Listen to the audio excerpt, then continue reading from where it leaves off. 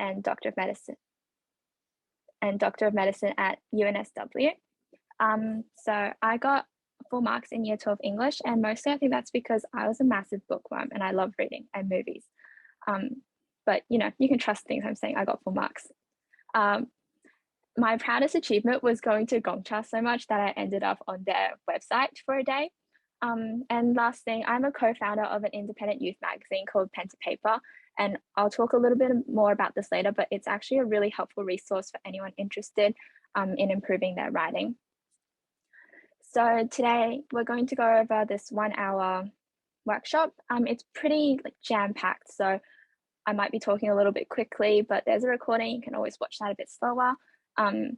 So I'm going to be going over writing a thesis, structure of an analytical essay. We're going to have a quick 5-minute break and then wrap up with some analysis. So jumping right into it. First off, thesis writing. So this is a super quick crash course into thesis writing. If you want to write a really good thesis, obviously you're going to have to practice. So first off, a thesis is your main point. After you introduce it in your introduction, every single word in your essay must be building to prove that thesis. So much that by the end of your essay, your reader should be completely convinced that your thesis is true. A thesis must be responsive to the prompt that it's given, and by that I mean literally just use words from the prompt. Next off, a short thesis is often better than a long thesis. Like the name KIS, keep it simple. That's the best way to write a concise, well-worded thesis. And last off, your thesis does not need to be a radical stance, but it needs confidence. So for example, if we're looking at Macbeth, I don't need to go and argue that Lady Macbeth was literally Satan, because that's a super radical stance and kind of hard to defend. But whatever my thesis is, I need to be confident that I at least think it's true. So that way I can really make a good argument and then convince other people that my thesis is true as well. So a bit of a comparison between a good thesis and a bad thesis. First off, a good thesis is an argument and a bad thesis is not an argument. It's a bit of a dumb statement, but needed to be said. A good thesis is directly responsive to the prompt. By that, reiterating what I said before, you have to make sure you include words from the prompt. And then on the other side, bad thesis is unresponsive. A good thesis is defendable, which means you can find evidence and there's proof to say that you didn't just draw it randomly out of some strange, a completely irrelevant point. A bad thesis has absolutely no evidence. A good thesis is concise and a bad thesis waffles on. A good thesis does not include evidence. This is too early to start bringing in quotes or any analysis. A thesis is just your main point. And then on the other side, a bad thesis is an oversharer. It just start giving you their life deets way too early. And then final thing, a good thesis can be challenged and a bad thesis is a statement of fact. What I mean by this is, if for example, I'm writing an essay on apples, I could have my thesis as apples are or something even simpler, even just apples are good. That's challenged. Some people might disagree. Some people might agree wholeheartedly. That's a good thesis. A bad thesis would be me saying apples are a fruit. You can't argue with that because by the definition of a fruit, they belong there. So that's a statement of fact, and that's a bad thesis because you actually can't defend it. So I'm going to give a quick example from Mean Girls, which is a text I hope most people would have read, would have watched, engaged in, or at least know the plot of. So from Mean Girls, if my prompt is something like Janice Ian was as evil as Regina George, to what extent do you agree with this statement? Then I like thinking of writing thesis as a spectrum. On the one hand, you can totally agree with the prompt. Yes, Janice Ian was totally evil as Regina. On the other side, you can go and say something, you can completely disagree with the prompt and answer, no, Janice Ian was not evil at all. Or you can take a stance somewhere in the middle. Janice was mean, but not as bad as Regina. And you decide where your thesis sits on this spectrum by weighing up evidence. So for me, I watched the film again and I found some evidence. So first off, there was a cinematic parallel where Janice and the plastics both used "It'll Be Our Little Secret," and immediately I thought that was suspicious. And then I looked at Janice, who manipulated and helped ruin Regina's life. So more bad points in for Janice. And then when you think about Janice's motivations, I realized she's acting out of justice, unlike Regina, who's just like purely evil and likes to watch people burn. But then also Janice could have chosen forgiveness. So in the end, I decided to sit somewhere on the yes side, but not completely wholeheartedly agree, which means I end up with a thesis like, although Janice's actions are justifiable, she is still portrayed as a manipulative and possessive character, but not to the same level as Regina. And that's what I would have to prove in my essay. First off, Janice is manipulative and possessive. Secondly, but not as bad as Regina. And that's how I would justify my stats. So I've created a lot of examples. We're not actually going to go through them now. They're just hopefully a text for everyone to have a little bit of a go in their spare time once when you get the slides, to practice weighing up evidence, deciding where you sit on the spectrum. So for example, if we look at Avengers Endgame, you can get a prompt like discuss the significance of family relationships on one's morality. So on the one hand, agree completely. Yes, morality is so intrinsically linked with family relationships. On the other hand, no, family has like no importance. Family is an F word, doesn't relate to morality at all. Or you can choose a bit of an in-between stance. Same sort of process for if we looked at the Hunger Games and symbolism with freedom. You can agree wholeheartedly, disagree wholeheartedly, sit somewhere in the middle. Anywhere along this line is fine. I've also got another one for Little Women if people like reading classic literature. So those are 3 examples that I've got for you to practice in your own spare time. But since we don't really have time in our 1 hour, I'm just going to have to move on. So this is where I'm going to be spending a lot of today's talk on structure of an analytical essay. For me, an analytical essay is a very structured sort of piece of writing. I've broken it down so much that I've gone to the level of sentences so that you can actually see how I plan analytical essays. But first off, word counts. I'm not sure what your word count is. So I've converted into percentages. You'll see that your introduction and conclusion are actually very, very tiny parts of an essay. Introduction is only 10%, conclusion, I've given it 5%. Most of your words should be given to your arguments because that's where most of the marks come from. But we're going to be taking it in order. So first off, you have your intro, 10 to 15% of your word count. For me, this was about 4 to 5 sentences. And you can see it's very structured. The first sentence, opening sentence, include your title, author, and the year written. The next 2 to 3 sentences, give it some background info, the era, any relevant plot or characters or themes. It's very, very easy for any writer in these 2 to 3 sentences to get trapped into the plot recount. So make sure we don't do that. The next sentence should be our thesis, our short, concise argument. And then our last 1 sentence should summarize our couple of arguments. So this is an example intro that I wrote for Othello. And you'll see it's very short, it's 102 words, and it follows that same structure I gave before. So first sentence, it's actually just setting the scene. It opens up my whole essay.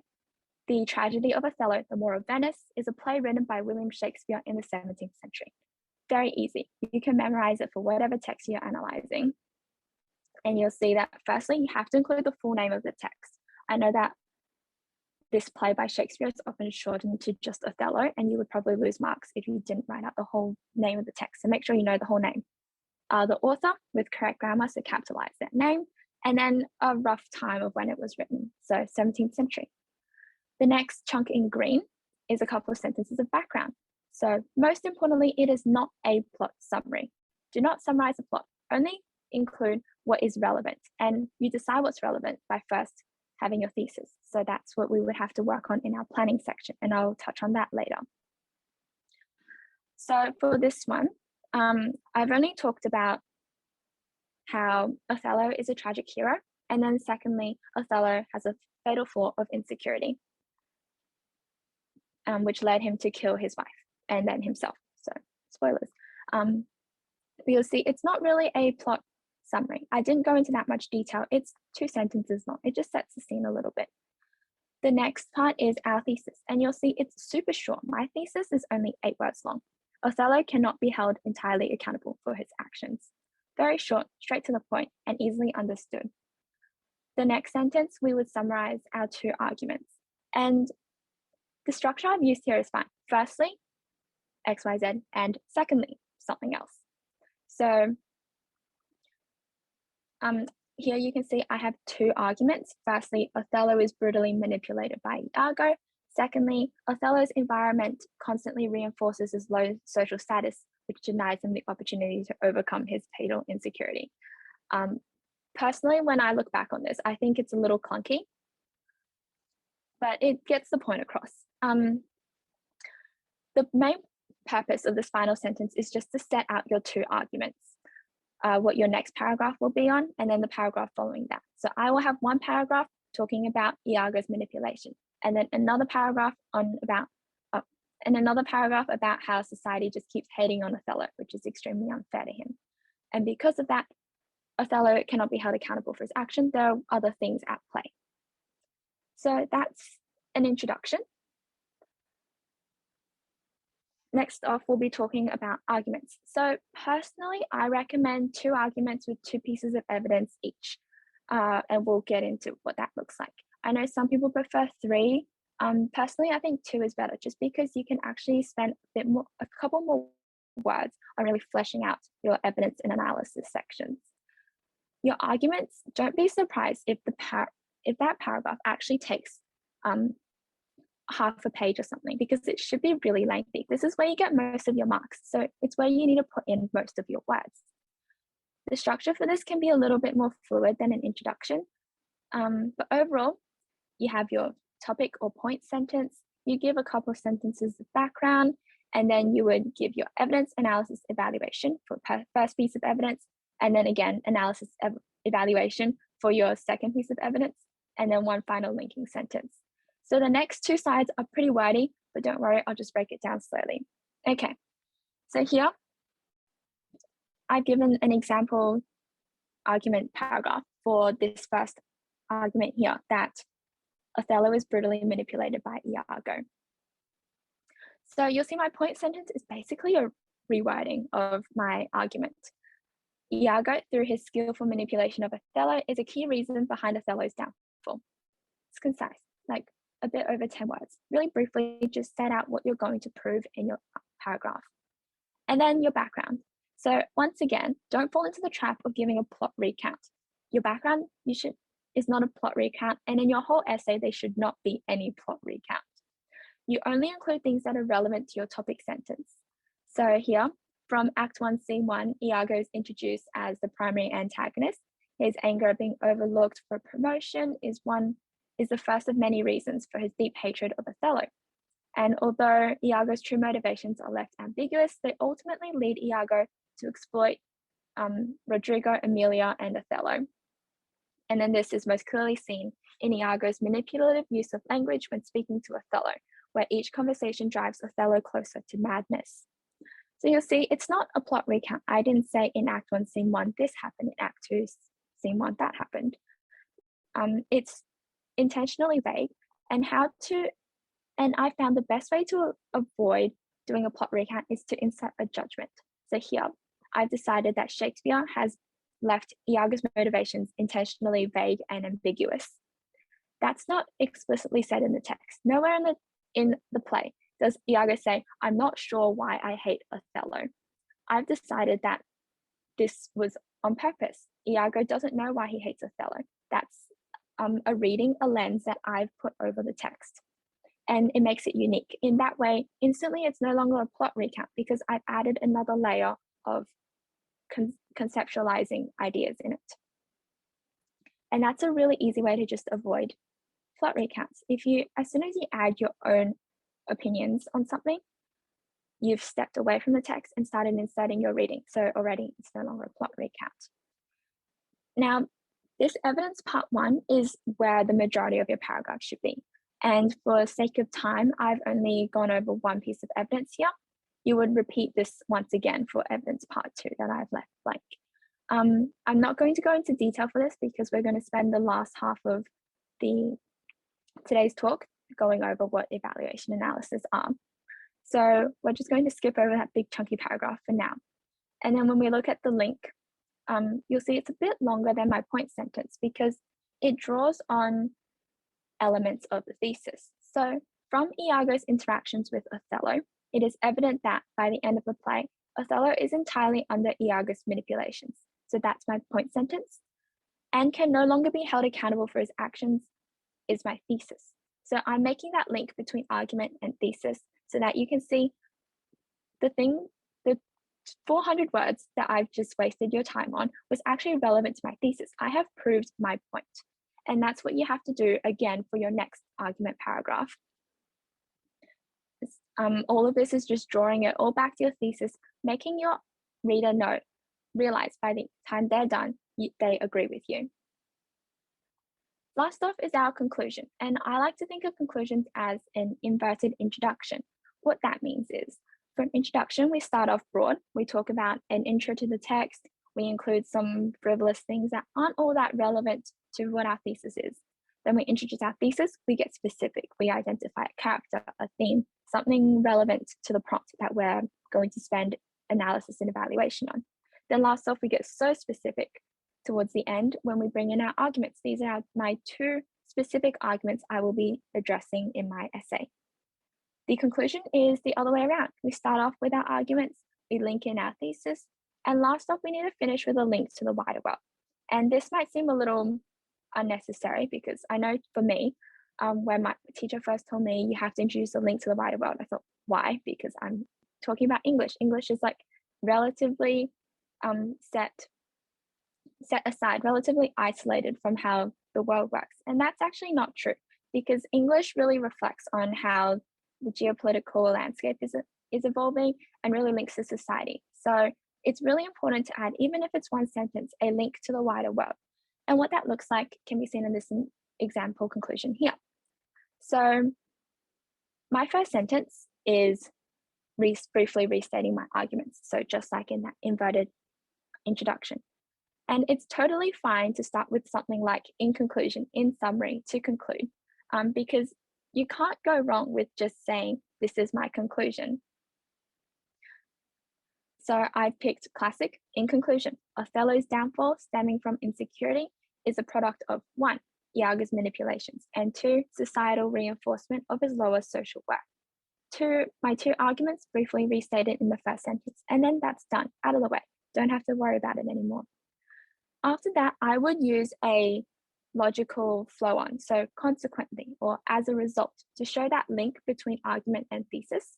So here, consequently, Othello cannot be held accountable for his actions when there are more sinister powers at play.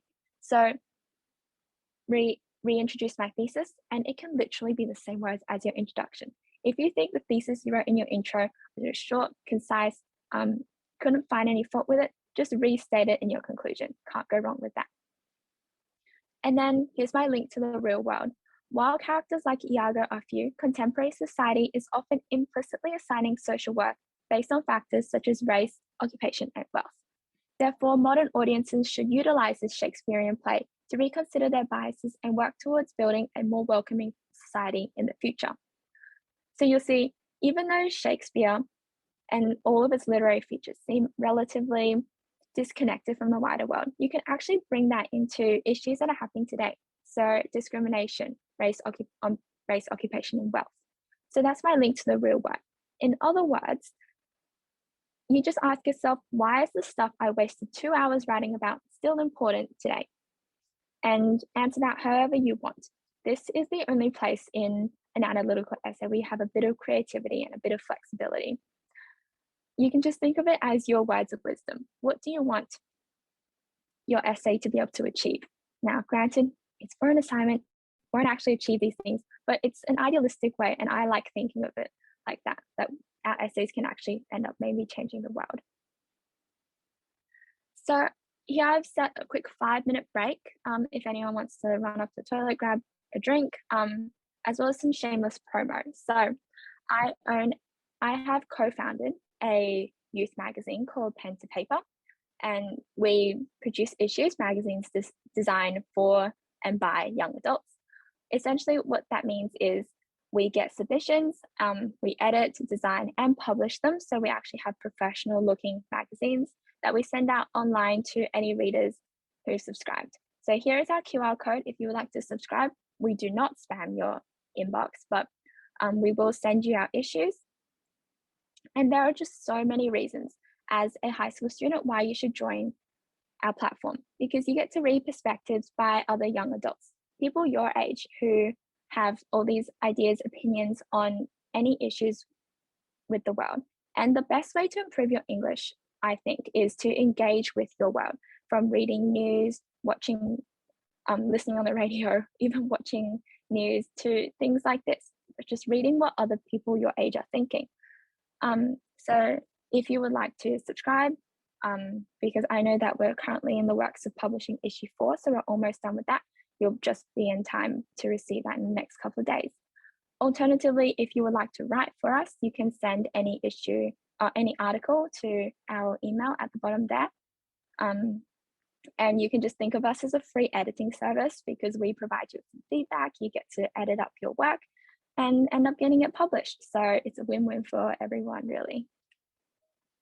I know I have a couple more minutes left of the 5-minute break, so I will be talking again in 3 more minutes.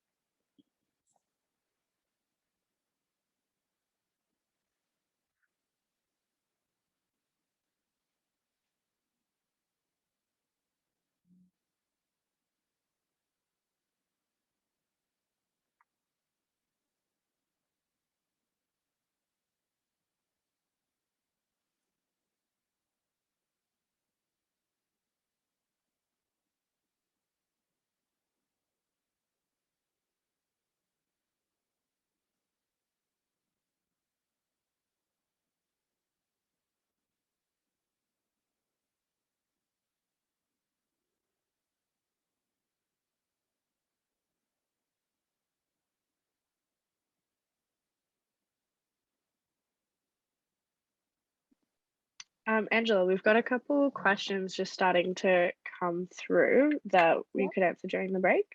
So the first one that we've got is asking how to improve the flow or conciseness of your essays whilst under time pressure in an exam. Okay, so first off, flow.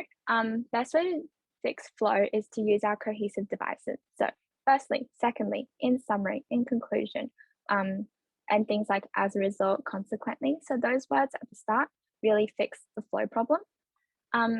With conciseness, that comes from planning. So I actually recommend 20 to 30 minutes of planning, which is like a healthy chunk of time of your 2 hours, usually 2 hours. But if you have a really good plan, you won't struggle with having to double back, edit, cross out, and that really fixes writing a lot. Awesome. Yeah. As an English tutor myself, I would also probably just say for flow, make sure you're trying to talk about too many ideas in one paragraph, because then it'll be a bit disjointed. And I know for other state systems, for example, New South Wales, you only have 40 minutes for each essay. So do try and plan. Obviously, don't spend 20 minutes because it's half your time, but yeah, definitely get a plan in. Okay, awesome. And then someone else is asking how to access the magazine that you are promoting. Yep, so if you just subscribe, we'll get, and then you'll have to type in your email, and then basically we'll just send you, we'll end up sending you emails with links to our magazines. You can also follow us at our Instagram page, so that's just pen to paper, if you'd like to follow, and we post there regularly as well. Awesome. And then in terms of where we will be posting the recording, it will be on YouTube. And if you see the message in the chat just above, we will have a link to the YouTube video on our website. So if you have seen the events page on our website, just click on the essay thing, and instead of taking you to Eventbrite to get tickets, you will see the recording. And then, yeah, in terms of subscribing to the magazine, just scan that QR code. Okay, one more question before we get back to the content of this presentation is about time management during the essay section in an exam. Okay, I think that mostly would depend on different state systems. So I know for Queensland, we write one massive essay in 2 hours. Because I'm not quite sure about other systems, I would give maybe just under a quarter of your time to that planning process. Like this was about planning, right? It was Yes. about time management. Yeah. So also to help with that is a lot about practice. You don't have to set out like a practice where you write the whole essay. Just practicing writing out a plan is enough. And that really puts you under the pressure of doing it in the time you've set. You get a lot of practice, it becomes nature. And then when you jump into the exam, the time management doesn't become a problem anymore. Yeah, I definitely agree. Planning helps so much. And as to the point Angela said, if you practice writing out different like thesis statements, so you've got your text and you know the ideas and quotes and so forth that you're going to bring into the exam, just practice writing thesis statements instead of whole essays. That would be my, because then you are more focused throughout the paper. Okay. We do have one more question, but I will leave that to the next question section at the end so that you can get back to your presentation now, Angela. Okay, so the next half, we're just going to be focusing a lot on evidence because that's where a lot of people struggle. I know it's where I struggle because things like intro conclusion are pretty rote learning. You can prepare it at home, you can memorize it, and then just regurgitate it during the exam. The problem with evidence is it's where a lot of our marks come from, especially if you're reaching for the top, like over 90%, you need that high level analysis and thinking. And you probably heard a lot about evidence. People say, don't quote the entire text. Some people say, quote the text. Other people like, analyze it, evaluate it, and then talk about the audience. And it just gets so confusing because, well, what does it mean? So for me, when it comes to evidence, I follow 3 steps. First thing, select your evidence, and that can be a quote, a sentence, a stage direction, even a word. And then the next step in my planning process, I apply 4 questions to it. First off, I ask myself, what is it? And then in the official like smart English way of thinking it, it's identifying the evidence. What this question means is you ask yourself, what is it? Is it a metaphor, a simile, personification, onomatopoeia? It's a stage direction, it's word choice. All of these figurative language options, you just pick one and then smack it on because that's what the evidence is. The second step is also fairly simple. Where is it from? So in your professional English terms, that's contextualizing. And that's just giving a brief, like couple word summary on which act, which play, which act, which scene, or perhaps not the page, but a bit about what's happening around the quote. So this happened when this person spoke to that person. And that's your contextualizing. So the first 2 steps are fairly easy. The next step gets a little bit difficult. So this is our analysis. And I like to think of it as, what does it mean? So I just realized my formatting is not right. This is fine. Okay, so when you ask yourself, what does it mean? You're talking about the figurative and the literal meaning.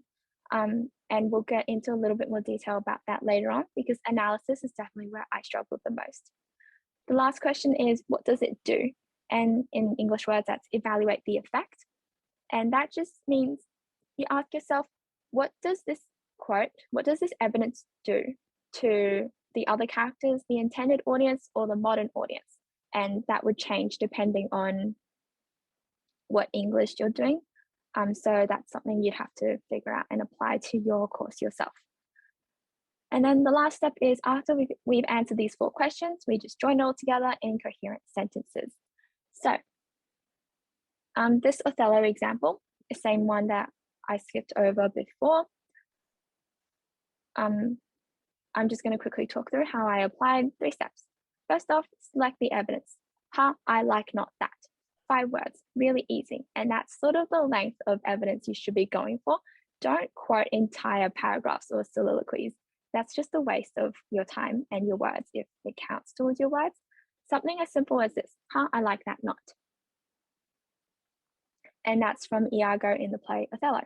And then you ask yourself, what is it? It's an exclamation.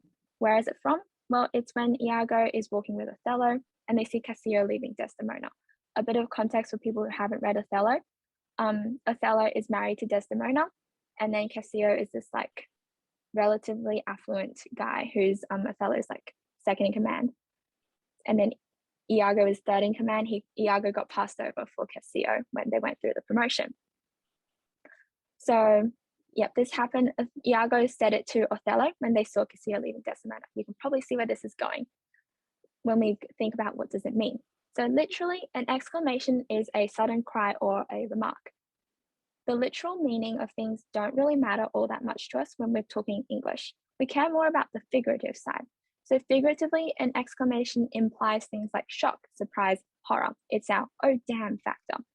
And Iago uses this exclamation to express shock, horror, etc., etc. This last question, what does it do, really ties it together. So what does Iago using this exclamation do to other characters? Well, there's only Othello around, so we only look at Othello. What is the most shocking and horrifying thing Othello can think of? Well, for someone who is rather like hated on in his society because of his skin color, the worst thing for him would probably be Desdemona cheating on him because he's really insecure in his marriage. To audiences, we can see that Othello's insecurity is growing if but from 5 words, Othello is like, damn, my wife is cheating on me. So we can see Othello's insecurity growing. And then on the other hand, we think, wow, damn, Iago's real smooth, but like in a bad way. So we don't like him. And that's me answering my 4 questions. And you'll see that I'm not actually using a whole lot of really difficult terms because English can be something really relatable. And that's what made it fun for me. So you'll probably notice I'm using like pop culture and like references that are fairly everyday. So like, and that really helps build things like empathy and makes our writing a little bit better. And you'll sort of see that when we talk a little bit more in later examples. So this is me answering the 4 questions. And then now step 3, I put it all together in paragraphs. So you'll see that I've actually given a little bit more contextualizing than what was in my plan, but you can see I started off talking about how at the beginning of the play, Othello strongly believes in his wife Desdemona's fidelity. And knowing this, Iago is careful to never explicitly claim Desdemona is having an affair. Instead, he chooses to hint at Desdemona's inappropriate relationship and forces Othello to come to the same conclusion. And this is illustrated by Iago's exclamation. So here I've introduced my identification. Ha, I like not that. And that's my evidence. Act 3, Scene 3. That's just where I got it from. Upon seeing Desdemona with another man. That's my context. An exclamation is often used to convey shock or horror. Iago's use in this situation implies a truly shocking and horrible sight. You see, the language that I'm using isn't that complicated. It's not meant to confuse my reader. And you'll see that I've actually only used the figurative analysis I've given. So what does an exclamation mean figuratively? You don't need to define an exclamation is a cry or a remark. Just include what's relevant. So an exclamation, Iago uses it to imply something shocking and horrible. And now to my question 4. So effect on characters. To Othello, there is perhaps nothing worse than Desdemona's unfaithfulness and deceit. So that's the effect on Othello. Followed by Othello's anxious questions, any audience will acknowledge the growing insecurity in Othello's character while appreciate Iago's skilled manipulation. So that's my 2 answers to the effect on the audience and join together. You'll notice that I've actually got more words in my plan than I have in my actual response. And that's why planning is so important. We can jot down any random thoughts in our plan, only select what's relevant to really get a concise answer out of it. So another example, I'm pretty sure everyone would have heard of What's You Egg from Macbeth. So again, what is it? Where is it from? It's part of a bird motif, and a murderer shouts this at Macbeth's son before killing him, and the murderer is acting on Macbeth's orders.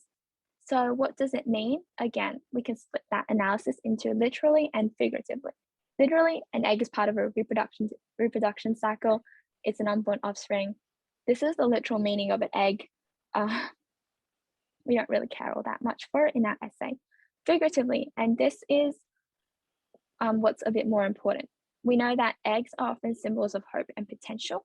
And this, I can start bringing a bit of my reading into it. So when someone calls someone else an egg, what does that make me think of? Well, it makes me think of someone who is vulnerable, a little bit awkward, And then when I consider it in terms of the entire bird motif, so this whole scene, Macduff's family is compared to birds, and then you can see that this child is a vulnerable and awkward, full of potential thing that Macbeth has killed. So that's my analysis. And then when we move on to evaluation, what does it do to other characters? Yeah, that's not really relevant because they're all dead by the end of the scene. So we care more about to the audience. Well, to the audience, it makes Macbeth seem really heinous.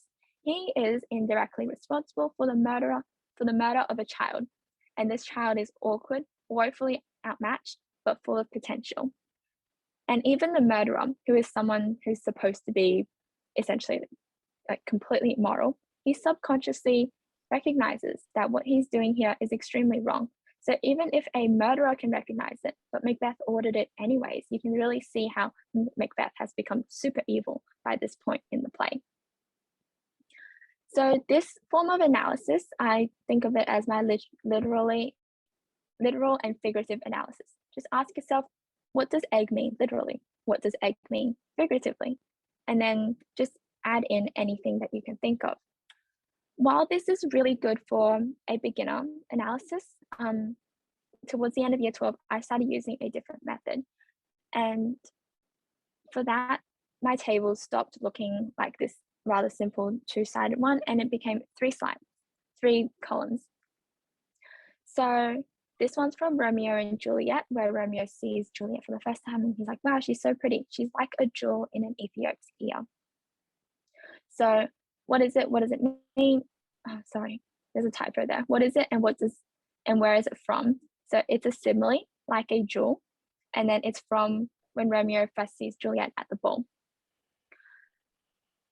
And now you'll see that my analysis and evaluation has sort of doubled. And I like to think of this as C-level, A-level analysis. Whenever I did my planning, I always started off with a C-level analysis. So what is enough to let me pass? And then I asked myself, well, what does this mean? It means that Romeo thinks Juliet is very pretty, and that would be enough for you to get your C grade, enough to get your 50% to pass. And then when you think about your evaluation, what does it do? Well, it shows the audience that Romeo is obsessed from the get-go, and that's why he makes rash decisions and ends up killing essentially everyone. So once when I've done the C level, then you can sort of sit on that for a little bit and then do something that I call A-level analysis. So that's where we start to bring in a little bit more info, a little bit more empathy, and something called value, attitudes, and beliefs. So here you would have to put yourself in first off, put yourself in character shoes or put yourself in a Shakespearean audience's shoes, and then appreciate the quote in a bit more detail from their perspectives. So if I want to do an A-level analysis, instead of Romeo thinks Juliet is very pretty, it becomes something like Romeo thinks Juliet's beauty isn't just pretty, it's outstanding. A jewel glitters and shines, and this stunning beauty is amplified when compared against the dark skin of an Ethiop.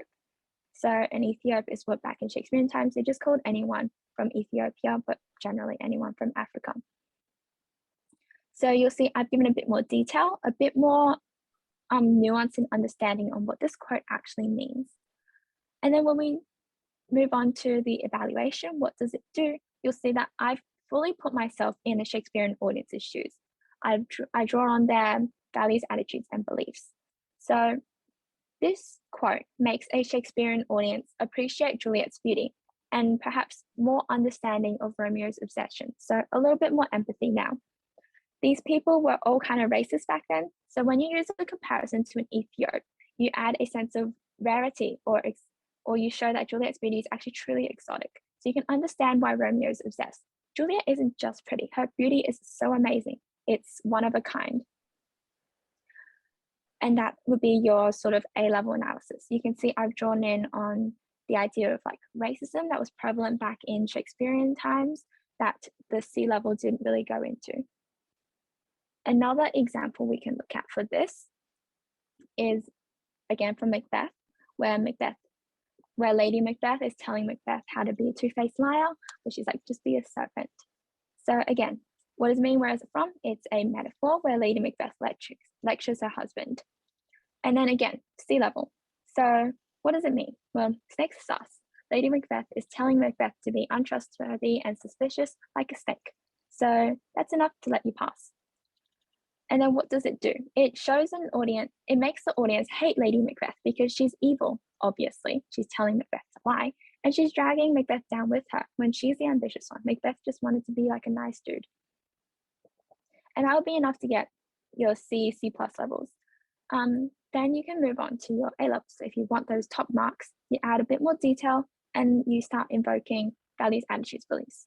So my analysis then would change from just snakes are sus to Lady Macbeth is invoking the connotations of a snake, which while also making a biblical reference. A snake is often associated with evil, deceit, and destruction. So that's a bit more detailed than just snakes are sus.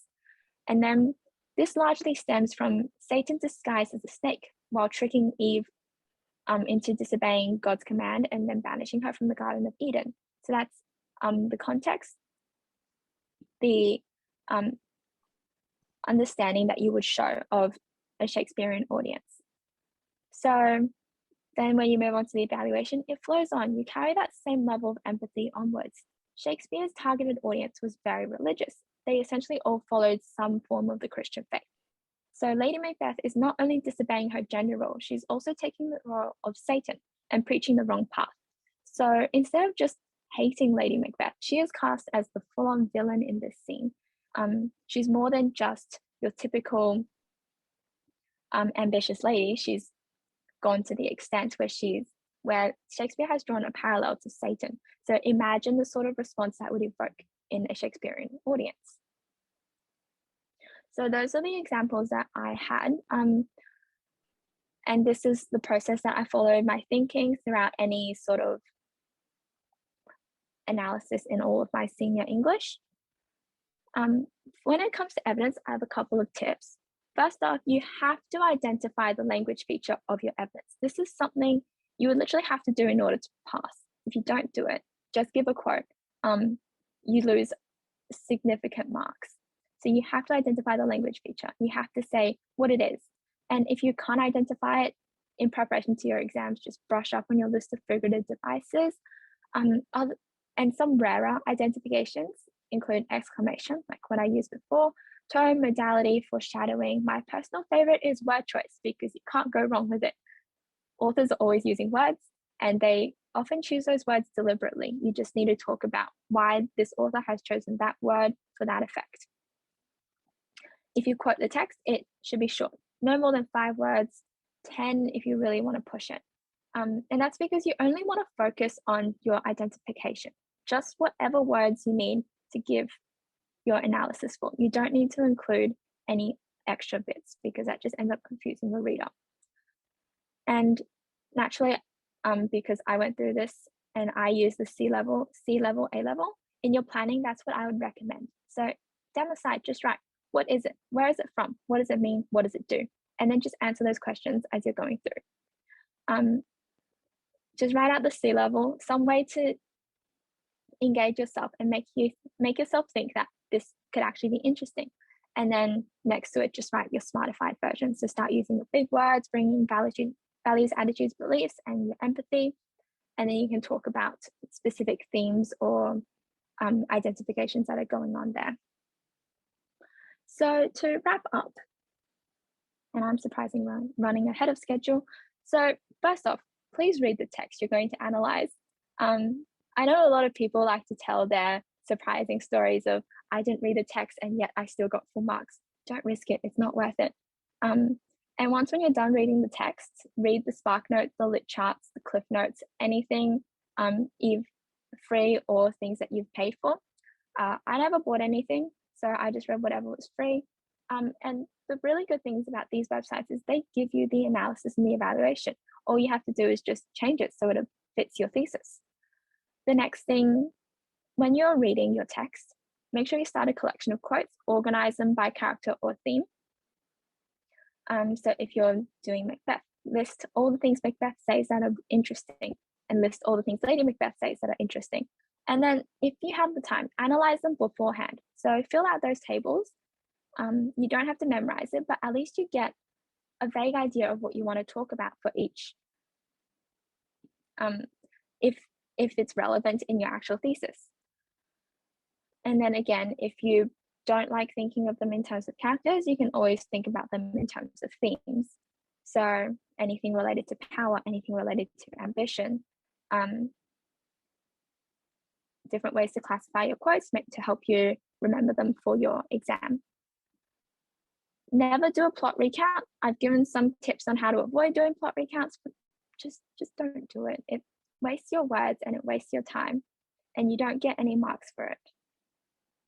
Last thing is practice. So like I said before, if you don't have the time to write a full essay, just set 20 minutes, or if you're doing a shorter exam, then set maybe 10 minutes and just write out the plan. So find a prompt and then set your timer. By the end, you should have your thesis, your 2 main arguments, your 4 pieces of evidence, and then that would be enough for you to start writing your essay. During year 12, I actually had prepared intros, my evidence and analysis and conclusions, but the risk that comes with this is you have to be prepared to change it up. So you can't have an intro and conclusion that you just recycle for every single prompt, because you actually end up losing marks if it doesn't really fit your thesis. So if you have it prepared, make sure you're ready to change it up and be flexible. Last piece of advice for practice, you could always write to us at Pen to Paper. We are a free editing service and you get your work published. Lots of people end up reading your work. So honestly, it's a pretty amazing way to improve your English skills. So that's all for me. Thank you for listening and good luck with your studies. Awesome. Okay, let's jump into some questions because heaps have been coming through, which is good to see. The first one that I wanted to address was about evidence, what you were talking about. This person wants to know, how do you know whether you've broken down your quote enough? And also like the opposite problem, how do you know if you haven't broken it down, if you've over-explained it? Okay, that's a really good question. So you know you haven't broken your quote down enough if you can't answer the evaluate part. So your analysis is lacking if you can't go on and say, this is the effect on the audience or the characters and why. And then on the other side, you've broken it down too much if you're going over the word count. That's like the best sort of definite answer I can give. Okay, yeah, perfect. I totally agree with that. Another question that we've got here is, what are your tips for reading, annotating, and analyzing text to help during your essay writing? So would this be if you're given the text during the essay, not beforehand? I'm a bit confused though. Maybe, yeah, no, I think that we're meaning like a hand-in essay sort of thing. Okay. So reading, annotating, and analyzing in not time constrained. Okay, so first off, read the book, the text. And as you're going through, I had Word docs, each doc for each character, and I just wrote down anything that really stuck with me. Because when you get a prompt, it will be vague and super open-ended. It gives you a lot of flexibility to use a lot of different quotes, pieces of evidence. So don't worry about not getting enough evidence. Just go through, pick out anything that sticks with you, any really pretty use of words. Just jot them all down on a Word doc, or if you like writing by hand, leave it in a notebook. And then once when you're done, go through and start applying the questions. So you have some prepared analysis you can fall back on. Yeah, perfect. In terms of annotating, some people like to actually write on the book, but Angela, are you guess it's fine to write in your books, can't touch it? Okay, yeah, no, cannot do it. Yeah, I mean, I would only write in pencil on my books because yeah, I think it's an atrocity to write in pen. Okay, awesome. Another question that we've got here, a little bit of a controversial way to phrase it in my opinion, but how do you make sure to choose quotes that are only used by high performing students? I think your evidence selection is actually the least important part, because you get most of your marks from your analysis and evaluation. If you analyze a poor quote well, you will get full marks for it.